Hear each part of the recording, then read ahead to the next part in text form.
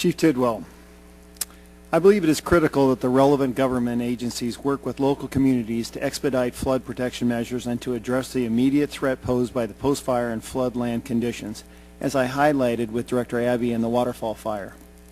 Currently, not enough is being done. Coconino County has done all they can within the resources that they have available. Over $10 million has been allocated by public agencies to address the emergency, including over $3.5 million from the county. While some of these funds will be reimbursed due to the federal disaster relief designation, it is estimated another $15 million is going to be needed to adequately address the issue. Local entities simply don't have the resources to take the necessary measures within the next few months. If nothing is done prior to the monsoon season, up to 1,200 more homes will be at risk for floods. Millions more in damages to infrastructure could occur and more lives will be put in danger. Earlier this week, Senators McCain, Kyle, and I sent you a letter requesting that during your visit to Arizona, you meet with Coconino County officials and homeowners in the community to discuss the Schultz Fire remediation and flood mitigation efforts, which I will submit for the record if the chair has the permission.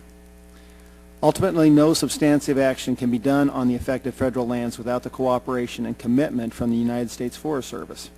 This disaster occurred in Coconino National Forest, and it is the federal government that bears the responsibility, if not a moral obligation, to assist my community with flood mitigation and recovery.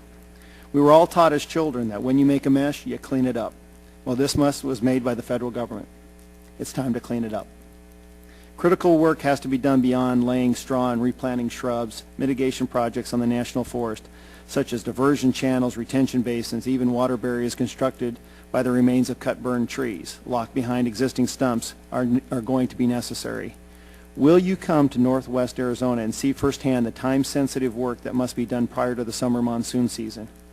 Will the Forest Service commit to helping the county and the residents put measures in place in time for the monsoon season to protect health and safety? And finally, considering the affected land is in the Coconino National Forest, will the Forest Service take the lead in the multi-agency effort? Well, I appreciate your invitation to come out there, and I will do everything I can to be able to get out there as soon as I can. I also, you have my commitment that our folks will continue to work with the county and also with all the other federal agencies. There's been, I believe, a tremendous response, but at the same time, as you mentioned, with the rains that we received following the fire, we still had tragic situations, tragic event, and we had a lot of flooding and damage.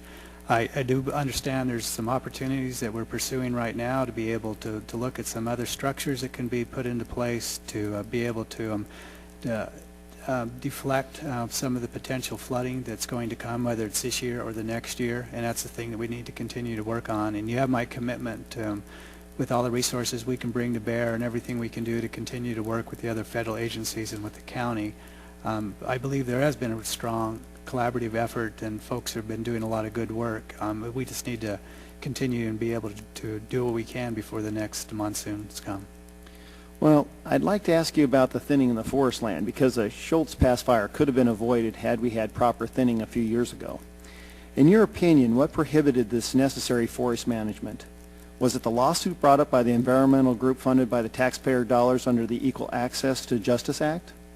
Did the Forest Service not have the adequate funds allocated within its budget to finance the efforts on its own? Was it due to the low timber demand leading to below average prices? I would appreciate the Forest Service insight. I'm not familiar with the history of what was proposed there prior to the fire. The three things that you've mentioned are often things that delay action. We continue to focus our thinning work, our hazardous fuel work on in the wildland-urban interface, so that we have a greater chance to be successful when a fire starts, successful to be able to suppress that.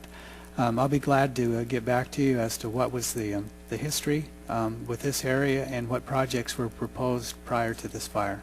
And for both of you, for the last seconds, and you can respond later, do you have an idea in which we can satisfy the law's requirement, yet minimize the futuristic application of erroneous lawsuits? Because we seem to have this problem over and over and over, that a postage stamp at the last minute allows a delay in procurement of forest thinnings, snowball, a lot of different opportunities in Arizona. So I'd like your comments in regards to how we would approach these egregious lawsuits. Thank you.